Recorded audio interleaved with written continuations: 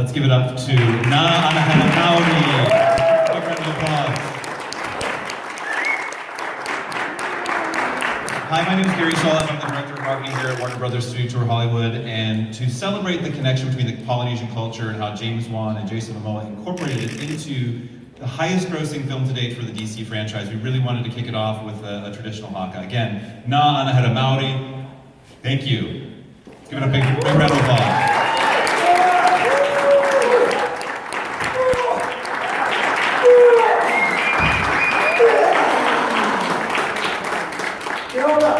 Good up. So we wanted to open our exhibit today and bring our guests closer to the entertainment they love with authentic props, costumes, and set pieces from this amazing film. All the set decoration that you'll see today was actually used in the film. The columns were seen in the Deserter's Kingdom. We have the codex that guided Mira and Arthur to the Dead King throne, where guests can actually take a picture in the throne and hold the trident that Jason Momoa used. Little secret, that trident was actually the trident that he broke at the Paris premiere. So we have it here, but we've repaired it and it's in full working order. So it's very, very powerful. So we have a very special guest to talk more about our exhibit and how Aquaman was brought to life on the big screen. Please welcome tour guide John Karunas and our very special guest with over 70 producing credits to his name, Peter Safran.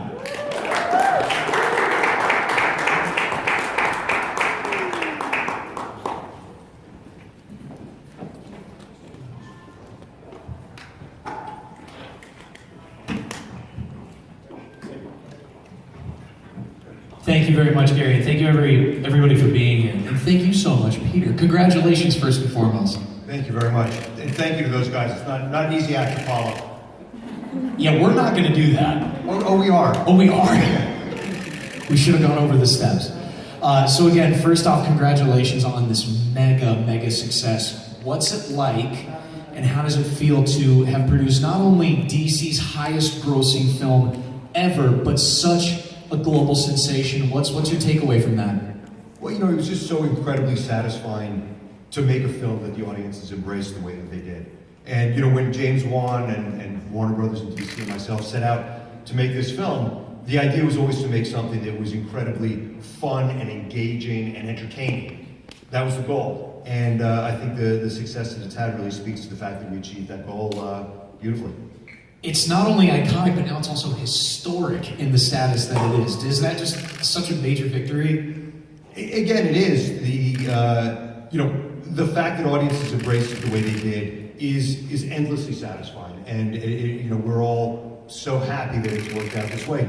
Just being involved in this project from the get-go with James and Jason and the rest of the cast and crew, it was amazing right from the start. But the fact that audiences have embraced it and it's become the record breaker that it has, it's just really the cherry on the sundae.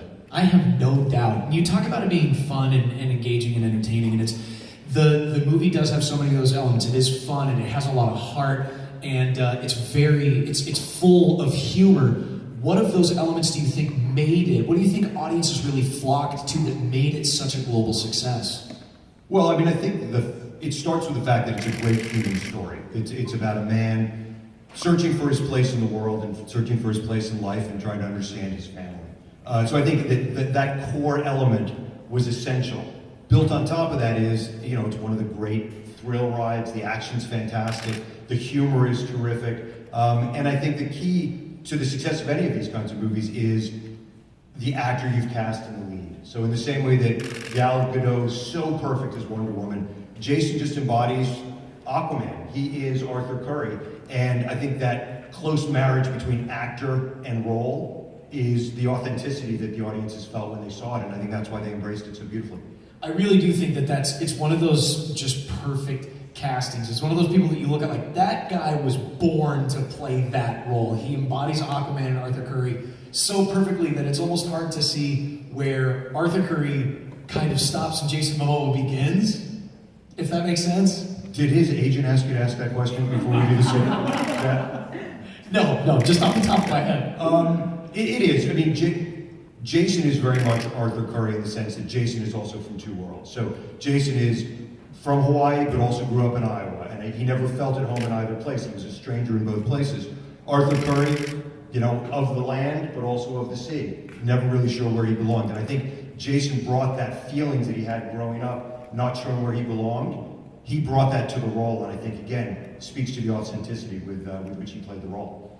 Having such a hand in the movie, what does it mean to you to have real costumes and props and set pieces on display for people to come see in person, get up close and personal with? This exhibit is unbelievable. We put so much blood, sweat, tears, creativity, and craftsmanship into building this wardrobe, building these props, building these sets.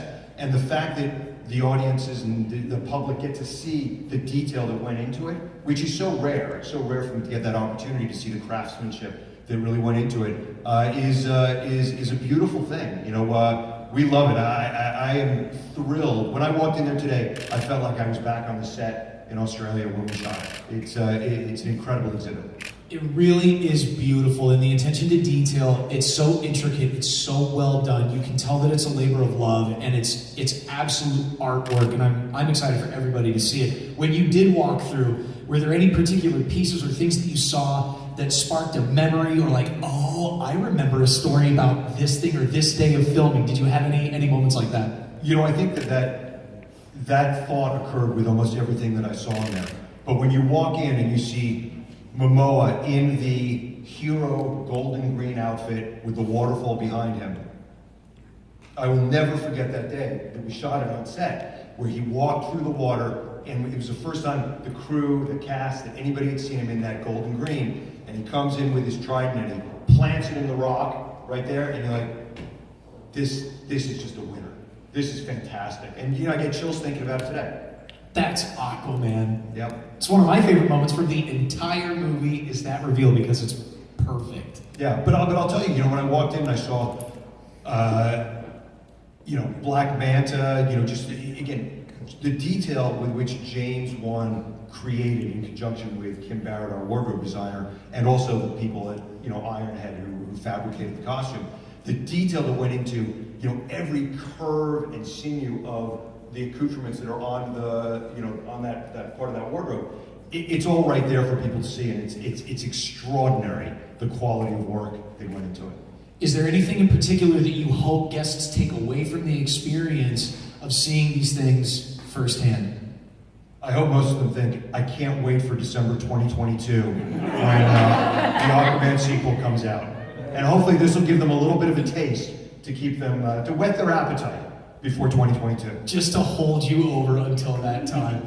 It's beautiful. Thank you again for your time and for the help with the exhibit. Ladies and gentlemen, Peter Safran. Thank you very much. And now I'd like to bring back up our executive director, Mr. Danny Kahn. And Peter, thank you so much for being here today. It means so much. It's my pleasure. Taking time off from Shazam April 5th. My name's Danny Kahn. I'm the executive director of Warner Brothers Studio Tour Hollywood. And I can say with some degree of authority of being here for 30 years that this is the most incredible exhibit we've ever undertook. I'd like to take this moment to acknowledge Hillary Harris and Adam Foreman, our amazing creative force behind this exhibit, as well as the entire team at DC and James Wan and the filmmakers that brought this film to life. So thank you all for being here. Hope you enjoy the exhibit. I'm going to bring John back up onto the stage, and he's going to explain how we're going to visit. Thank you, Danny. All right, so we're going to do our first wave for press. So if you have an orange wristband, you're going to follow